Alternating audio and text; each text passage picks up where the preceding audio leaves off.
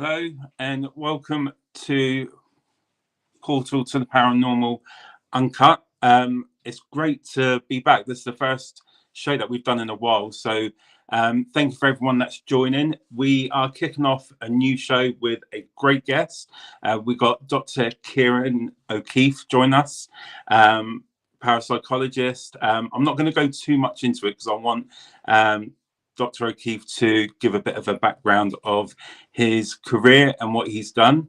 But yeah, great to be back. What I will do is get to the comments in a moment, do some shout outs. But what I want to do is bring Ciarán on and get the show started.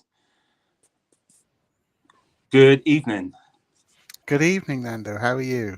I'm very well, thank you. Thank you so much for joining us tonight. I'm really excited to have a chat with you and, you know, just delving deeper about what you've been doing and how you came to doing things in the paranormal as well. What I would like to do is just do a few shout outs to people in the comments. So we've got Tarek Tracy, hello. Liz Cornell, hello. If I don't get to everyone, I do apologise. But there's a few people here already. Cheryl King, Abby, how you doing, Abby? Nick, thank you all for joining. If you do have any questions for Ciarán, please do drop them in the comment section. If I see them, I will try and get them answered. But what I'm going to do is just kick off, by asking you firstly, for people that might not know who you are, can you give us a bit of a background about Dr. Ciarán O'Keefe, please?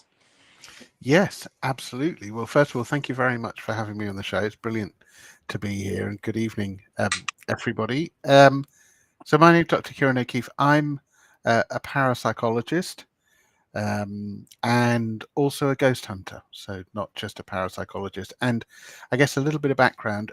I'm currently head of school for Human and Social Sciences at Buckinghamshire University, which is a school that covers all courses in psychology, education, sports, social science, which includes criminology, forensic science, health and social science, migration studies, a huge, huge school.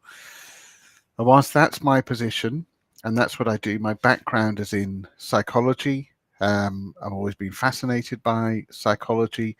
And so my day job is head of school, running, kind of responsible for all of those courses, all the students, all the staff. But also I get involved in research into the paranormal, as well as wearing this other hat, which is a ghost hunter. Brilliant. And, you know, as you said, you've done a few things with like the crime stuff and things like that. But can you please delve a little deeper into parapsychology? Because there are different areas into this, isn't there? It's not just one thing, it's multiple things. So do you have a key area that you look into all the time? But it's a good question, and maybe the best way of starting is talking a little bit about parapsychology. So parapsychology, the very broad definition is the scientific study of the paranormal. But the problem is, what is the paranormal? Because it could be so many different things. Loch Ness Monster, alien abduction, near-death experiences, telepathy, ghosts, you name it. It's huge, absolutely huge area. And so parapsychology doesn't study all of those things. Parapsychology is just interested in three areas: ESP, PK, and after-death communication, otherwise known as survival after death. And ESP, or extrasensory perception, is kind of mind-based phenomena. So things like telepathy, precognition or predicting the future, and clairvoyance, which is effectively seeing without your eyes. It's something that some mediums do. They effectively see spirit in front of them. But also, if you put something in an envelope and ask me to work out what it was, I might use clairvoyance to look inside the envelope. So that's ESP, and then PK is psychokinesis, moving objects with your mind. The third area is actually survival after death, and the evidence for that comes from hauntings and haunting experiences, but also from mediumship and communication with spirit. Now, in parapsychology, there are about 400 or 500 qualified parapsychologists up to PhD level in the world, which is a very small number when you compare it to physics, chemistry, biology, psychology. But quite crucially, the majority of parapsychologists study ESP and PK.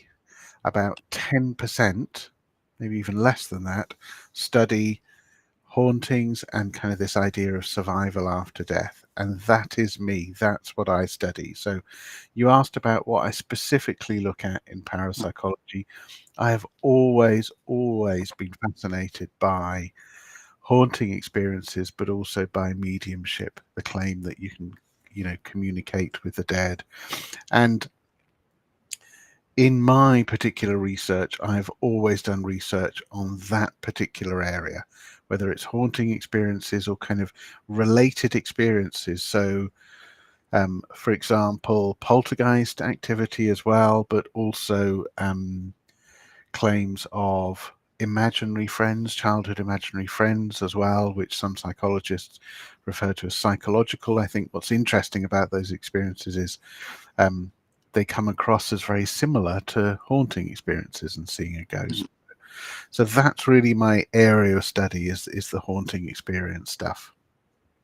So when I've got a question to ask you how you got into the paranormal, but before I go into that bit of it, when people think of Dr. Ciarán O'Keeffe, we would say, you're quite skeptical about the paranormal because you try and find the scientific root of everything to say, could this be something else? Would you say that you're a believer in ghost spirits and everything like that, or is there a middle ground where you find yourself? Again, that's a really good question, and maybe it helps to define what being a skeptic is. Because, and the reason why is because, as people know, I do quite a bit of media stuff, TV and podcasts, etc., radio shows, and on that I am called a skeptic, and I'm often called a hardcore skeptic, and I don't mind being called that. But a true definition of skeptic is somebody that's open-minded to the possibility, but they're constantly questioning the evidence. They're looking at natural explanations, but they're effectively saying, well, we need to let the evidence speak to us. What is it telling us? So just, for your listeners and those watching out there, I'm not a cynic, which means that I'm closed-minded. And Okay. if you think about it, for somebody that has kind of dedicated their life to researching haunting experiences and going ghost hunting, it would be pretty strange if I was totally closed-minded to it all and completely cynical of it, if there wasn't some part of me that thought this is really interesting and I wonder if there is something out there. And so that's where I come from as a skeptic. But because of my training and because of all of the research I've done and all of my qualifications, I have a list that is vast of all of the natural explanations for why people have haunting experiences. But at the bottom of that list, after you kind of checked everything off, at the bottom of the list would be a supernatural explanation. And then underneath that, there are many, many supernatural explanations, even for somebody that's seen a ghost. And I guess that's the best way of explaining where I'm coming from, which is kind of what you're asking. Yeah. It's kind of what's my position, what's my belief. And yeah, I'm just fascinated by the idea, and anybody that was ghost hunting with me at the weekend will know that's my approach. I'm not dismissive of everything, but I know a lot about the natural explanation, so it's very difficult for me to jump into a situation and automatically say, oh, then that must have been a ghost. I'm always thinking about the other explanations. But yeah, genuinely fascinated by it, and I guess that's the best description of where I come from. Brilliant. Just to read a few comments in that people put in. So Dan, he said, I was lucky enough to see you at the Uncanny in Southampton. Great show. Thank you very much. Brilliant. And there was another comment. I think here we go. Is that Kevin Ling? He's just putting there, I was fortunate enough to be on an event with Ciarán and indeed Richard Felix at the George Jarvis School at the weekend. A fine gentleman indeed. Very kind. Fascinating to listen to, engaging, funny, and lovely man indeed. Oh, that's a lovely compliment. Brilliant. So, you know, you say you can tell when you're talking, you have a real passion for the paranormal. And where did that passion come from, though? Where did you get started with the paranormal? Was it from something that you've seen on TV? Like, we all love our films like the Ghostbusters, you got things like that. Where did it start for you then? Again, that's a really quick reply. Hi, Daniel. Nice to meet you. Thank you very much. The uncanny thing. And Kev, fabulous too. Great ghost hunt on Saturday. Where did it all come from? I think it's quite complex. I think it comes from a number of different places. The first part is, as a boy, being fascinated by ghost stories.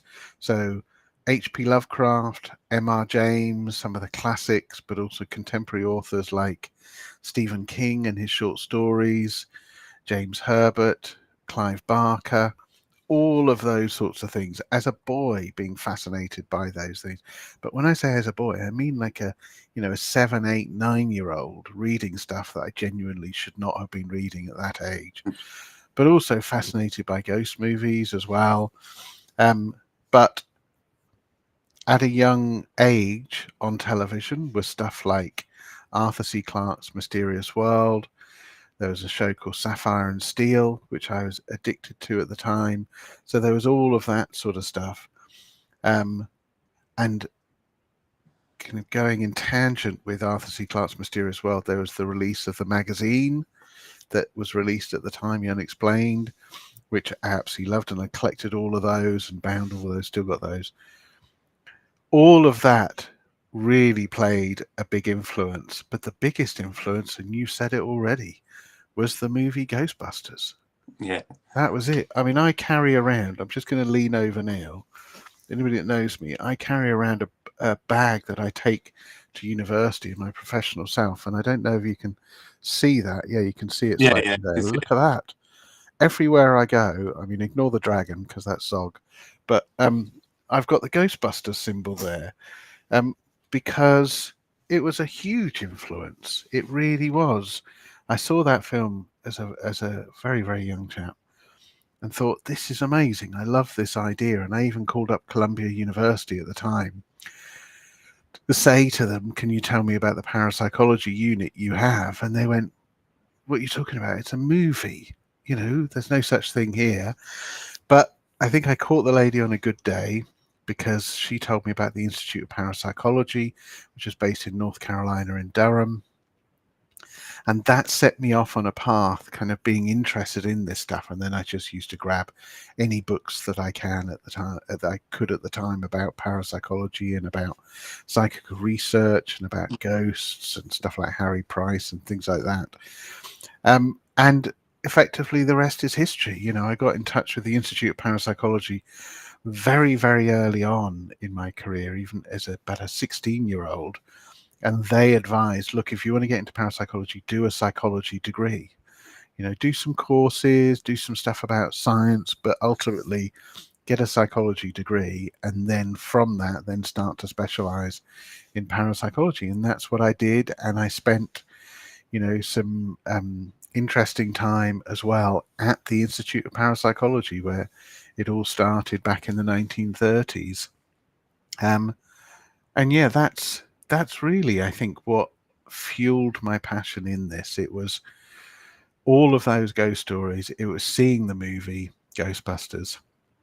And then also, doing my first proper ghost hunt at age 16 as well, which, for people that know, Hellfire Caves or West Wickham Caves, when I was 16. And that was at a time, wow, we're going back, that was a time when I approached them and said, can I come and investigate the Hellfire Caves? And they said to me at age 16, how much will it cost us for you to come and investigate? Whereas now you approach somewhere like that or any other places and they'll tell you how much they'll charge you Yeah. for investigating. Back then, all those decades ago, places used to say, yeah, how much will it cost us for you to come and investigate our place? Almost like they're paying a plumber. Um, so that as well, I think at age 16, doing a ghost hunt as well, I think that had a huge influence as well. So yeah, lots of different things, but ultimately it was the movie Ghostbusters that set me up on this path. And the unfortunate thing, the only regret that I've got with my whole career is that I don't have a proton pack and one of those fancy cars. God, it wouldn't be great to have a proton pack. My wife went to the States. She's a big Ghostbusters fan as well. And she went to the States. She actually had the Ghostbuster logo tattooed on her shoulder. Brilliant. But the proton pack, that would be a great thing to just walk around with. I'll be happy just walking around the streets with it on me and just having a laugh with it. But no, definitely great. You know, we're talking about the movies, and, you know, a lot of people's, you know, delve into the paranormal is movie related, and some of the movies are based on actual events. You know, like you got the Conjuring series, you got the stories of Robert the Doll and things like that. What's your thoughts on these films? You know, do you watch them and think this is not real, or what's your thoughts when you hear these sort of stories relating to objects and, you know, people's experience like being taken over and things like that? In terms of, you're talking about in terms of movies specifically first. Yeah. Well, there's two sides to it. So I have a love of horror films, and that includes ghost films. You know, I've got a voracious appetite for these films. Genuinely love them. I don't tend to get scared by them, but I think there's certain a thrill factor there. But yeah, I really enjoy them. So that's one side of things. There's another side which you asked in the question, which is, what do I think about some of these films like The Conjuring? Yeah. I guess the only point where I might draw the line is when you have films that say based on a true story,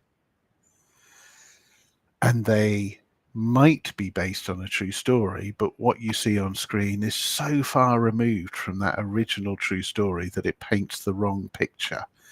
Now, on the one hand, I think that's a real issue because it's what we call historical revisionism. It's revising a truthful history.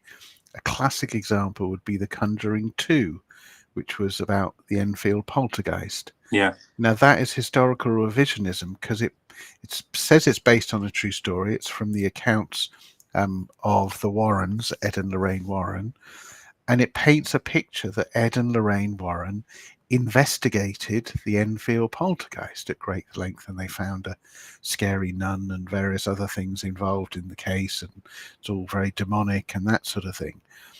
Now, it's based on a true story because Ed and Lorraine Warren, as part of their writings and a book about them called The Demonologist, there is information about them investigating the poltergeist case in Enfield. Truth of the matter is they were there for about 24 hours. Oh, wow. A case that ran for 18 months and was investigated by Guy Lyon Playfair and Maurice Grosse over the course of that 18 months. But actually, in reality, they were only there for one day. So I got a real issue with that because it's painting that picture, and for people that watch the movie, they think that was the Enfield poltergeist. So that's the negative. The positive of it is that some of these movies are giving kind of a springboard for people to go and find out what really happened. So with some people that watch The Conjuring 2, they may go, wow, that's a real case. And then they go and investigate the case for themselves. They look at information about the Enfield poltergeist. They might go on the internet, and then they'll find out the reality of what happened in that particular case and how truly fascinating it is as a case. So I think that's a good thing. I think that's a really good thing. But it relies on people wanting to do that, you know, and to investigate. And Anthony Kerrigan, a long-term friend of mine, based there in Ireland, he is saying about The Exorcist too, which is another classic film. That's again a little bit, well, quite a bit of historical revisionism. The Exorcist is a true case. It's a genuine case, but it's the case of Roland Doe. You know, it's not a case of a young girl. Certainly in the actual case, there's no vomiting of peas or mushy peas or whatever she vomits at some point, and there's various sensational aspects to it. But again, you can see where I'm coming from. It's kind of in the middle ground to go. On the one hand, I love the movie. The Exorcist is one of my favorite movies. On the other hand, it paints the wrong picture of what actually happened. But on the other hand, there are elements of it that are true, and maybe it starts people's journey in terms of really finding out the truth to this sort of stuff. So there you go. I think on the one hand, people have to take some of this stuff as entertainment, but sometimes that line is blurred a little bit. So no, I always say that with the movies, you got to remember they got to sell the movies, haven't they? So they got to, you know, overdo it a little bit to get people to view it. But definitely like your thought on that. So when you're going into, you say you're a ghost hunter, you go to locations as well.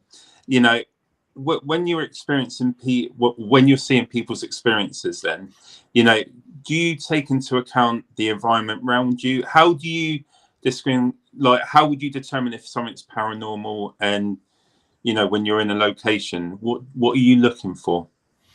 There's two different things. If I'm involved in a public ghost hunt, as I was on Saturday, with Spectacular and the team there, and Kev in the chat, and Richard Felix from Most Haunted, which is brilliant.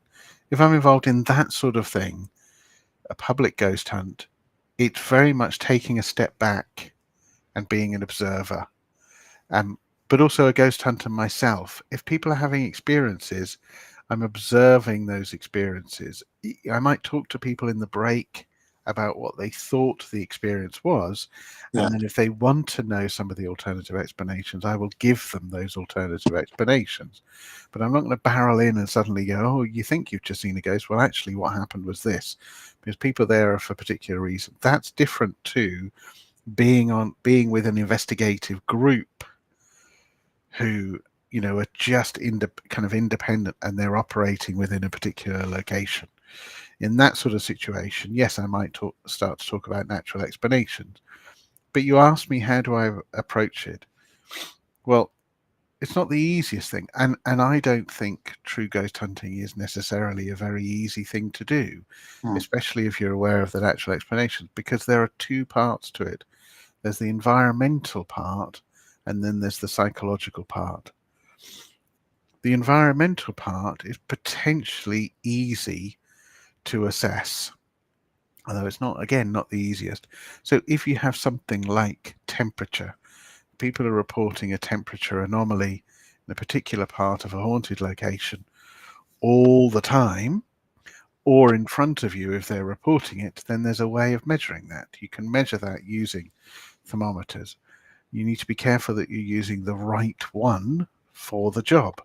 So if people are reporting a cold spot, for example, then you're not going to use a laser thermometer to measure that. But as long as you're using the right tool for what it is that people are reporting, you can assess the environment. Some more complex environmental explanations, such as electromagnetic fields or humidity, or even ions as well, positive ions, those sorts of things. It's a little bit more complex in terms of measuring them, but you can still do it. You're able to measure them. The psychological side is, in a way, almost impossible to measure at that particular point if you're observing, having, you know, somebody having experience, because at that particular point where they have a haunting experience, you can't go into their head and work out what's going on. All you can do is speculate about what's going on in their head. And some simple ones will be things like suggestion. If I suggest to you a place is haunted, you're more likely to have those experiences than if I don't suggest to you a place is haunted. But also your belief plays a huge factor. You know, how much you believe in the paranormal can also potentially twist your perception of what's going on. And that's just a couple of them. There are So many, your state of mind when you're going to sleep and coming out of sleep plays a huge factor. Your prior experiences can play a huge factor. Things like how your perception is altered. And I always say to people, all of these possible explanations, let's just look at one. Your visual perception, so how you see things, how you perceive things, and how you hear things. We know from psychology for about 50 years of research that your visual perception and your auditory perception, how you see and how you hear things, are affected by a number of different things, and they can be distorted by a number of different things. And the top 3 or 4 things are fear, tiredness, stress, and then kind of substances like caffeine. Now, those are the top 4. Now, think about what you're doing as a ghost hunter. You're in the dark at night investigating. Fear. When it gets to 2 o'clock in the morning, you're tired. Potentially, you could be stressed. You could be anxious because of the ghost hunt. But even if you're not, what are you doing to try and keep awake? A lot of us drink coffee or drink tea or, break out the Red Bull, whatever it is. All of those things can affect how you see and how you hear things. So when I'm in a ghost hunter, it's better to say when I'm invited along for a ghost hunt, because it's not me running the investigation. The best that I can do is observe and then speculate what might be going on, kind of offer alternative explanations. But often it's difficult to measure exactly what's going on. Unless it's environmental, you can have some handheld gadgets to do that. And I've got some handheld gadgets that I use quite frequently to look for things like temperature, humidity, infrasound. But what you're always doing as well is thinking, if somebody has that particular experience, what environmental explanation is relevant for that? Because if somebody has a particular experience, it doesn't necessarily mean I'll be looking for infrasound or humidity if they're reporting a temperature drop. Yeah. And I'm only going to be looking at the temperature, the thermometer. So there you go. So it's not easy. And I guess if anything, I'm sympathetic to ghost hunters in terms of trying to establish what's going on, because it's not easy. So definitely not easy. Before I go into another question that I have for you, I just want to read some that are in the comments. Okay. So Cheryl King, she has asked, do you think children imaginary friends to be paranormal, or is it paranormal? I believe she wants to ask. Do you think, but also, do you think they could be, I think is a better question. Yeah. And I think the answer is yes. As in, I'm not saying children's imaginary friends are paranormal. My research, and I'll share a website later on where you can get my academic research from, was looking at accounts from people who had imaginary friends. And when you analyze those accounts and compare them to experiences of hauntings that people report, they have exactly the same themes to them, and almost exactly similar sort of account structure as well. So there are particular themes. So that would make you think, you know what? Potentially, some of these imaginary friends could actually be hauntings. They could be ghosts that they're interacting with. And we just don't know. But it's just interesting that they're very, very similar. So good question, Cheryl. Thank you. And then Nick's asked, where would you like to go and investigate anywhere in the world? So is there anywhere particular that you would like to go and have? Yes, 3 places. So my bucket list, 3 places. Number 1, Tower of London. Amazing. Number 2, Alcatraz Prison in San Francisco. That's number 2. But I would like to do Alcatraz Prison with a small group, maybe 5 of us. The last one is Bacor Hill Station in Cambodia. 2 reasons. Number 1, it is an amazing haunted location. Number 2, it's a lovely part of the world, and if somebody could pay for me to go there, I would be eternally grateful. But yeah, those are my top 3. That's brilliant. Yeah, great. Nice question, Nick. Now, going back, you were saying about using how handheld stuff for like temperature drops and things like that. We see every day the paranormal is becoming more and more about technology. You know, there's lots of new equipment coming out.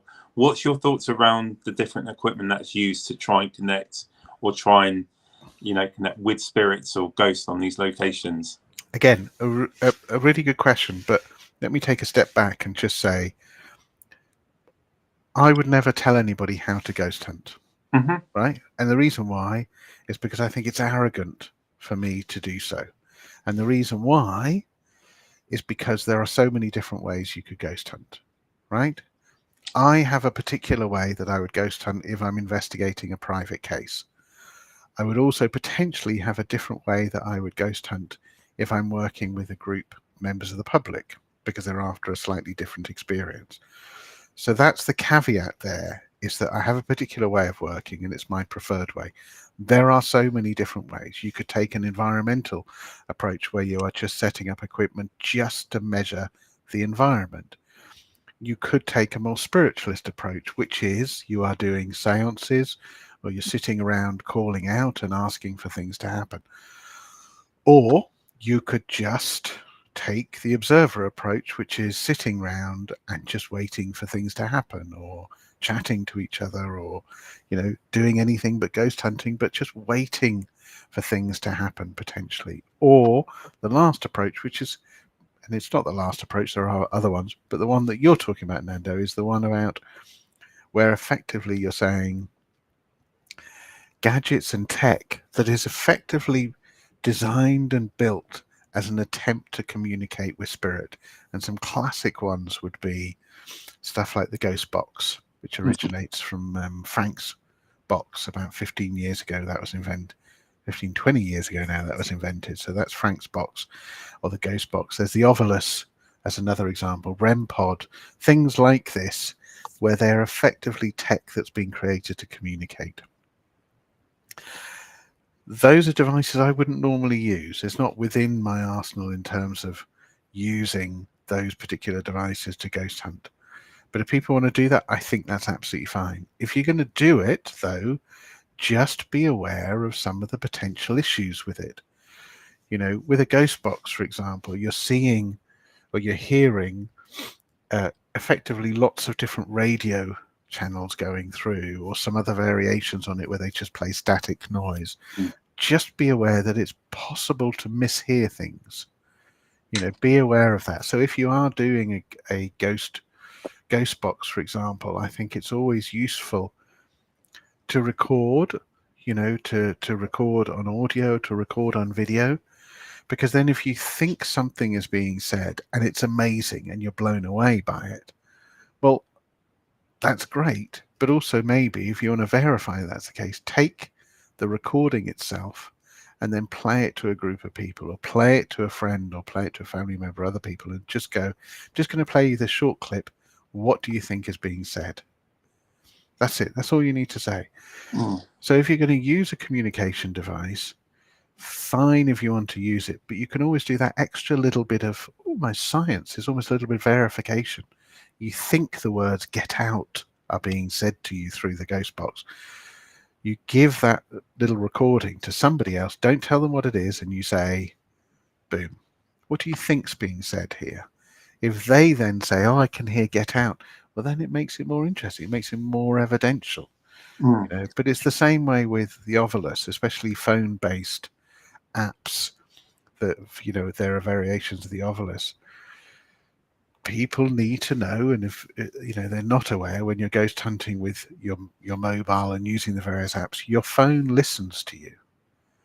You know, there are settings you can put in place to shut off the part of your phone that's basically taking in information that you are saying, but it genuinely listens to you. And this is not some great conspiracy theory and, you know, me talking about Big Brother watching you. Genuinely, your phone does that because there's elements of what's needed. It's almost like cookies on the internet. There's elements of what's needed in the phone to be able to market to you directly. And so you need to be aware of that, especially if you're getting new apps, that they're not recording as you are talking about things. So if you're in a location and you're going, like the picture behind me. Oh, this prison is really spooky, isn't it? Can you imagine the sort of prisoners that would have been here? Well, I wouldn't want to encounter a murderer. Well, let's ask around if there's any murderers. Are there any murderers here? Anybody here that wants to talk to us in this prison? You say prison enough, the phone picks that up. Potentially then there's word association, and you may get some of that stuff thrown back at you. So if you can do control stuff, if you're just aware of some of these other explanations, then using those communication devices, I think, is absolutely fine if you want to do that. But just be aware of the alternative explanations and maybe put in other controls to be able to do that. That's brilliant. There you go. Brilliant. Another question from the audience, Samantha. She has asked, do you think there is much truth to the idea that to truly get in touch with spirits and the energy of a place, you have to investigate for 28 days solid? This was tested on the Netflix show 28 Days Haunted. What's your thoughts around that?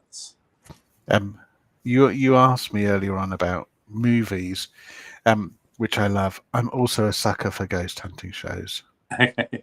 Genuine sucker. I'm starting to work my way through you guys and your investigations as well. But it doesn't matter who it is. Oh, even Ghost Adventures, and people will groan in the chat. But I don't mind watching ghost hunting shows. When I watched 28 Days Later, I thought, you know what? Here's a really good concept. Here's a really good idea. And the reason why is because they're genuinely spending 28 days in a location. Too often, all of us do it. We turn up to a location that day or that afternoon and we investigate it for the evening and then we leave.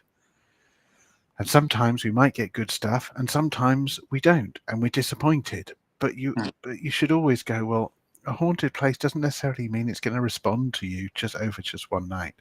If you're there for 28 days, it makes it more interesting and more plausible that you might actually get something interesting. So that's the first part. That particular show based their 28 days very much on kind of a theory that was promoted and put forward by Ed and Lorraine Warren. And I'm quite skeptical. Well, in fact, let me go back to my phrase. I'm a hardcore skeptic when it comes to the Warrens, but them saying about 28 days. So I think basing it on that is wrong. Basing it on the idea that it's good to spend a significant amount of time in a haunted location, I think is great. And I loved that show. The only thing I would say is if they wanted to do it to show people what could happen and to draw the audience in from an entertainment perspective, they peak too early.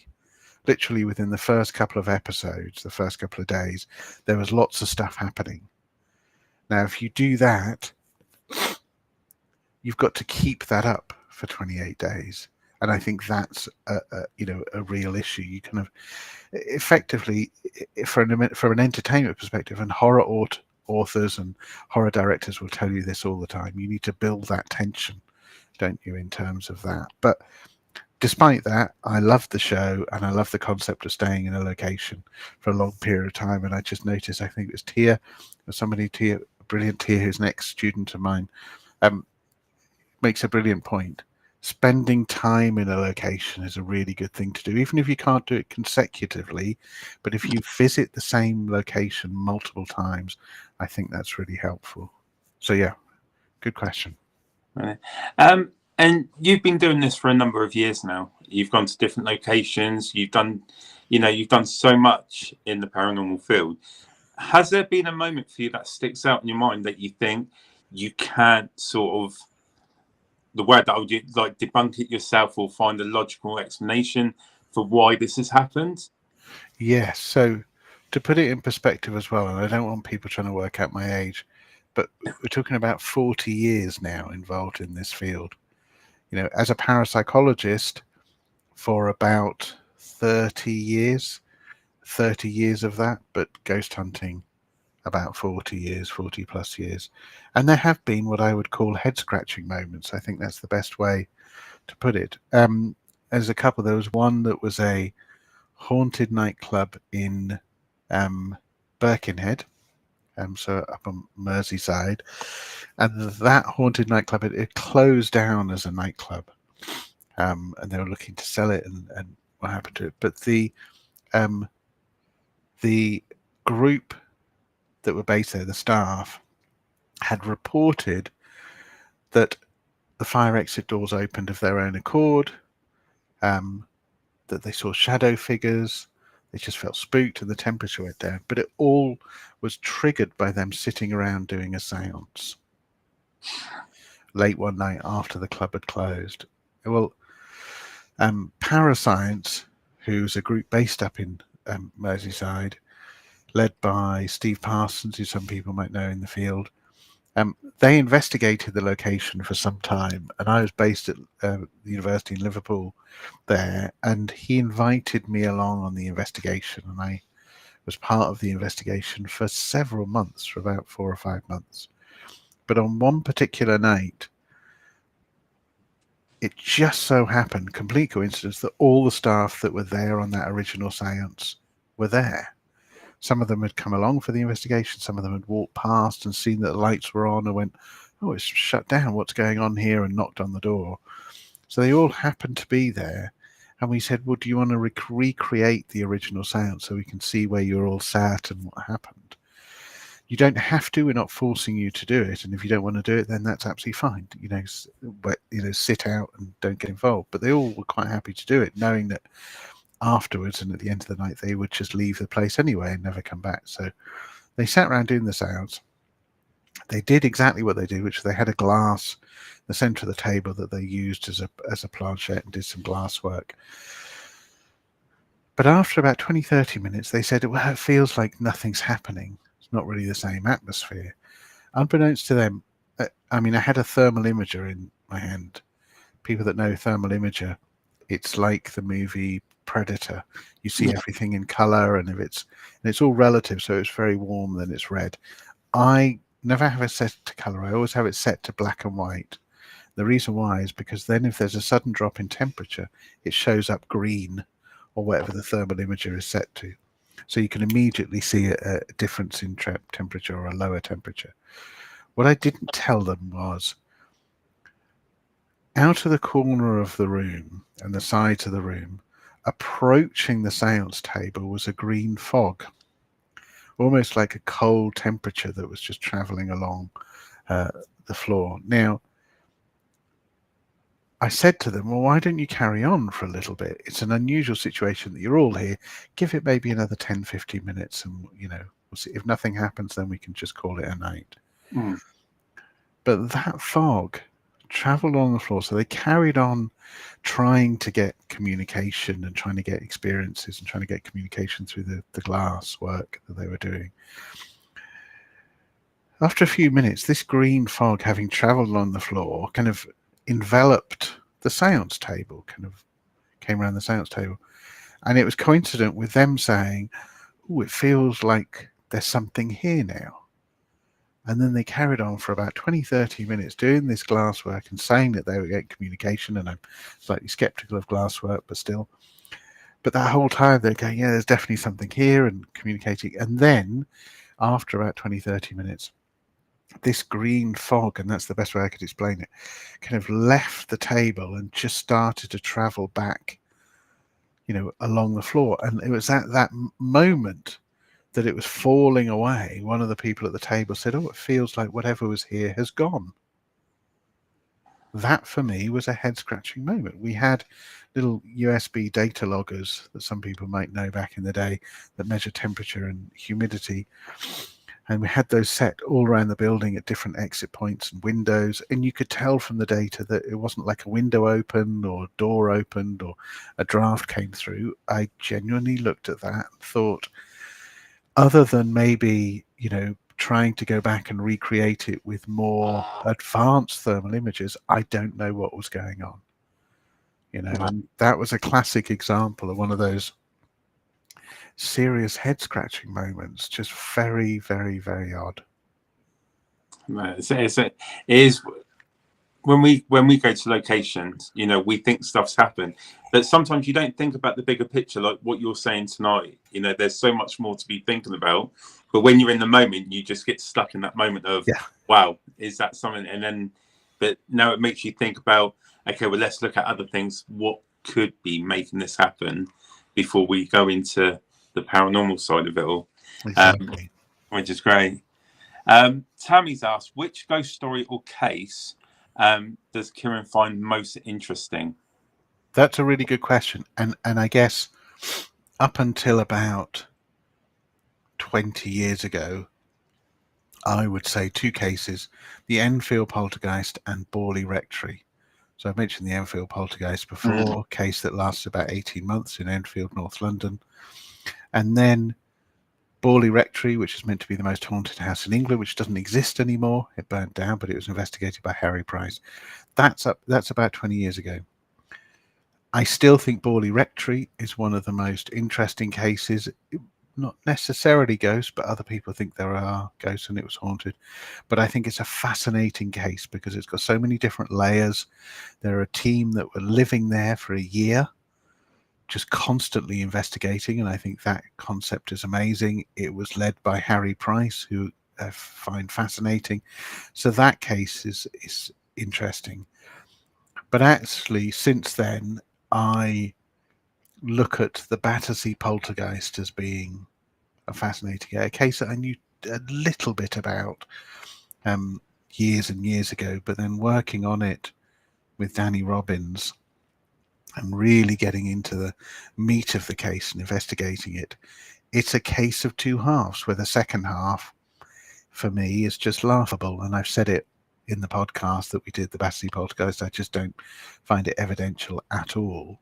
But the first half of the case is genuinely fascinating. There are some moments in that case that should make you think differently about people's experiences if you're a skeptic like me. A classic example is people would say to me, oh, the Battersea poltergeist, what part of that do you think is the best? And people often expect me to say, oh, when the pans were rattling about, or when Shirley at the middle of it was woken up in the bed and being dragged, and there was somebody else that stayed in the bed and they were dragged too, or when there were these noises coming through, or the key was lost. All of these kind of dramatic moments. No, not for me.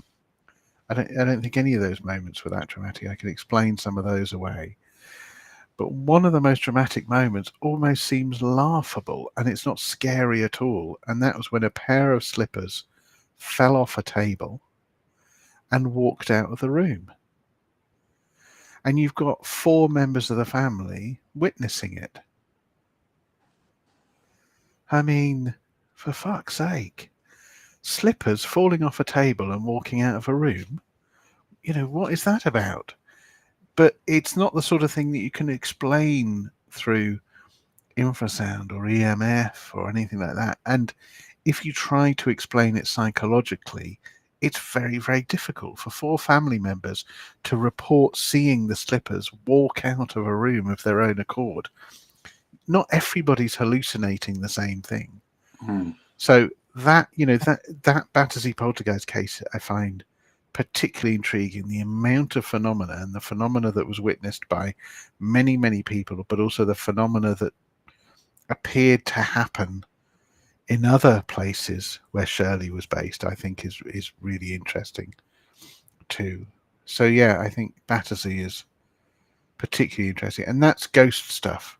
Also in my research, I'm fascinated by religious parapsychology and concepts of stigmata and demonic possession and that sort of stuff. And so there are other cases in that kind of darker area that I'm fascinated by. But absolutely, I think, ghostly cases, Borley is a ghostly case, and then Battersea poltergeist, definitely. Right.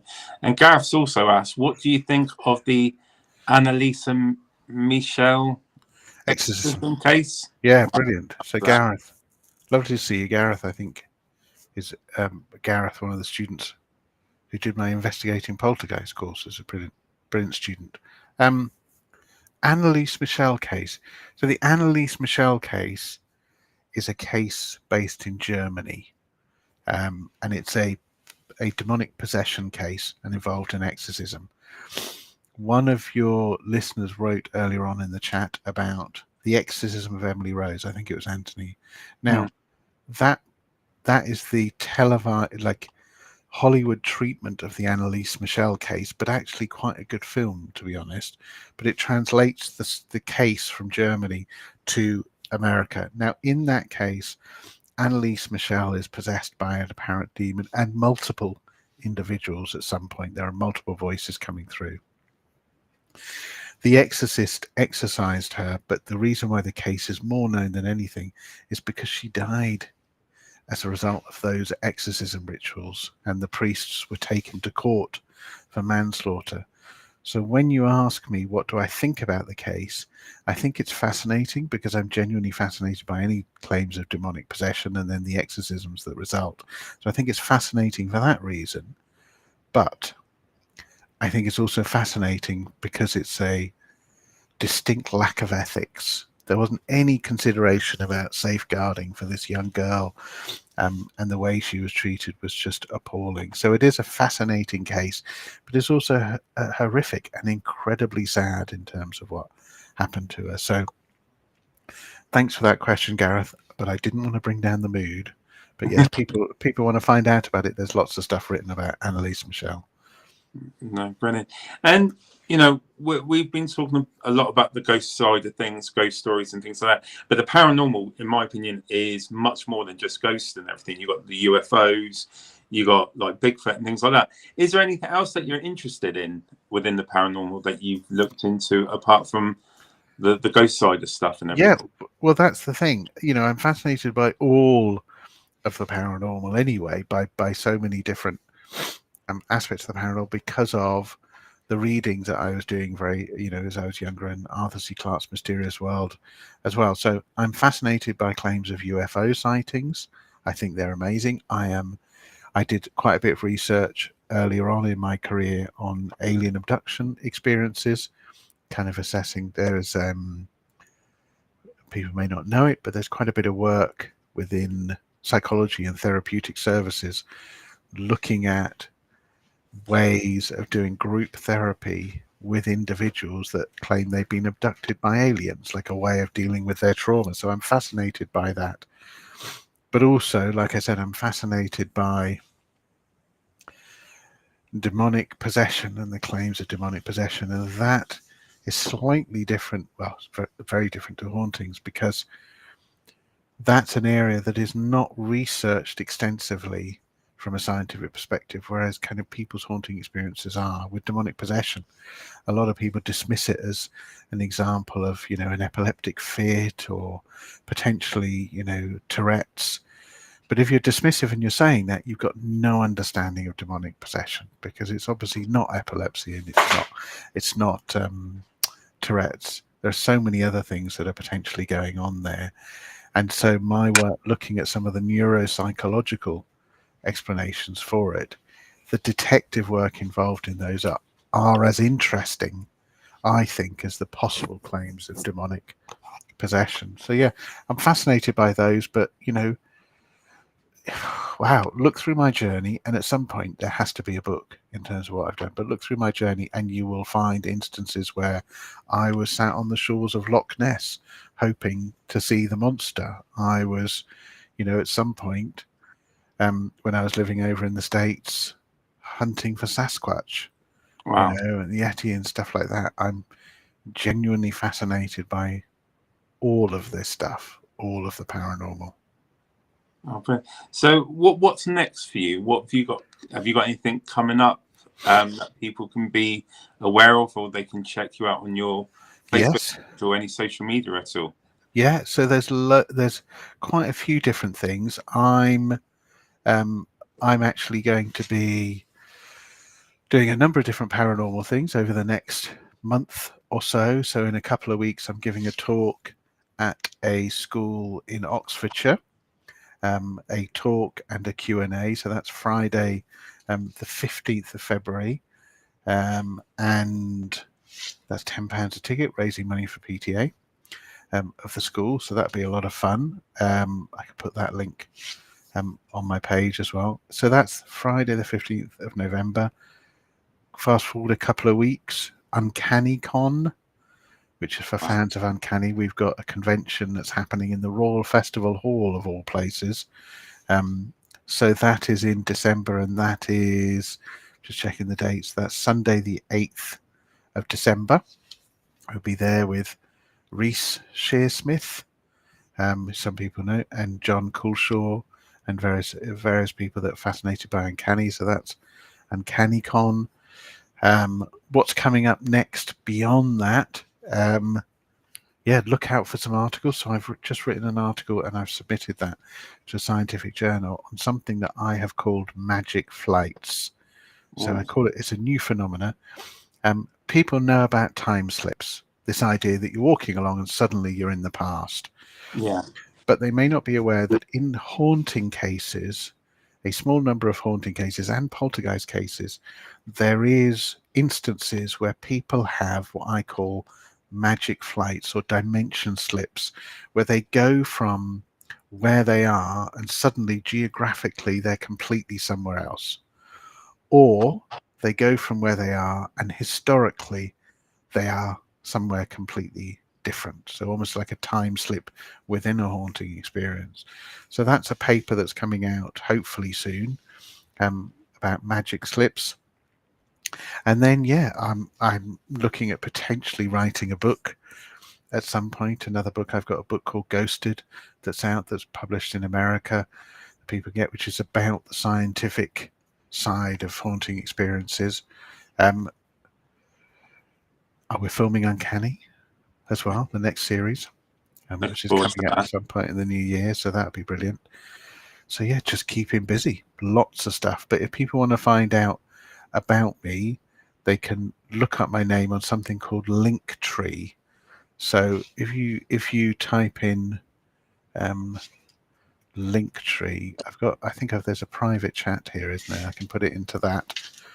And maybe you could post that. But Linktree there, it has a link to a page that has an article on it, a link to my research articles, sorry, my academic articles, but it has a link to my book. It has a link to the podcast that I've been involved in. I've got the school as well. So the School of Parapsychology is an online school where I teach courses on investigating poltergeists, demonic possession, parapsychology, those sorts of things. So go to that particular website and you'll find all of that information there. I've got the link. So what I will do, guys, afterwards is I will post that in. So if you want to go and check out Ciarán O'Keefe's page, the link will be in there shortly.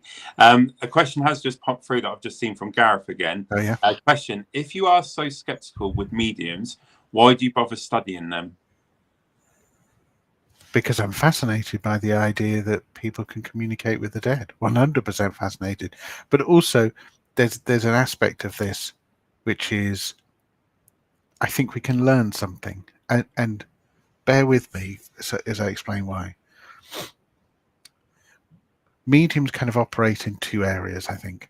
Within a haunting context, so you can have mediums within a haunting context trying to communicate with spirit, but also separately to that, you can have mediums within, a theatre, kind of an audience, but also they might be talking to a client one-to-one.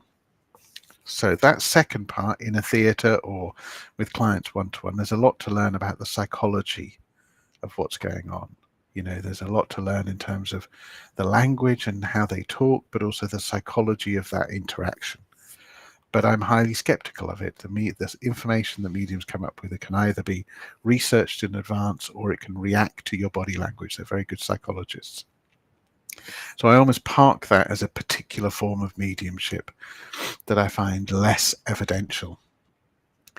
But also, we've got to be aware that the small number of mediums, the minority, give the rest of mediumship a bad name, because the majority of them are genuinely into it and doing what they do because they genuinely believe they have an ability. There's no fraudulent aspect there.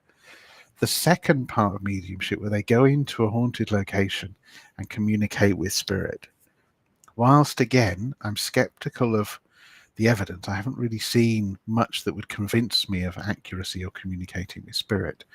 There's no doubt from some of the research that I've looked at, some of the research I've been involved in, that on some level, some mediums have a particular sensitivity to the environment and to what's going on around them, more than you or I might. And what I mean by that is when they go into a haunted location, the studies, they hint at mediums picking up on something in exactly the location where previous people have had those experiences. Now, does that mean that they're communicating with spirit? Maybe. Or does it mean that they are picking up on the same environmental cues or same environmental explanations that other people have been affected by, but they're able to do it literally like that? They're able to do it, so quickly, but also do it so frequently, which means there's something about their makeup that makes them more environmentally sensitive to what's going on. And for me, I find that absolutely fascinating, and that kind of answers the question, if I'm so skeptical of them, why am I still doing it? And it's because of that. That's the reason why. So you are open-minded about all of it, and you're just finding logic and seeing where you can place certain things. Yeah, but it's also but there's also a level of responsibility. I have lots of colleagues within mainstream psychology that will say, "Oh, mediums, they think they're talking to them, but it's all just psychology, or it's the language they use, or they're frauds." Or they'll say people's haunting experiences, it's all down to belief and suggestion and people making it up and that sort of stuff. And I kind of go, well, okay, yeah, you're being quite dismissive. And if anything, as a scientist, what we should be doing is we should be, as responsible scientists, actually investigating even the skeptical claims of what's going on. If you think that it's all psychology, well, investigate the fact that it might be psychology. Investigate that it might be infrasound, that sort of thing. So that's what I mean. I'm genuinely open-minded, but I'm also involved in letting the evidence speak and kind of really knowing what's going on. That's absolutely brilliant. Well, do you know what? It's been great talking to you, Ciarán, and finding out just a little bit, because I know there's so much more we can go into, and hopefully we could do a part 2 down the line. I'd love to. But I just want to say thank you so much for sharing, and answering that so openly, the questions that we've from the audience and from myself. It's been absolutely great getting to know you, and definitely would love to do a catch-up show in the future with you, maybe. Would absolutely maybe love to come back.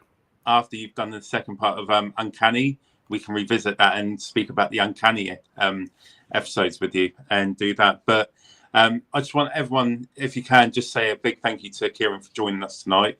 It's been a great first show back. So thank you so much. So I'll let you get on with your evening, Ciarán. And again, I will post the links for Ciarán's link tree in the comments afterwards. So please do go and check that out. And if you're nearby and you can, go and give them a visit on the stuff that he's got coming up. It'll be great to show your support. But again, thank you so much, Ciarán. Have a lovely evening, and I'll definitely catch up with you soon.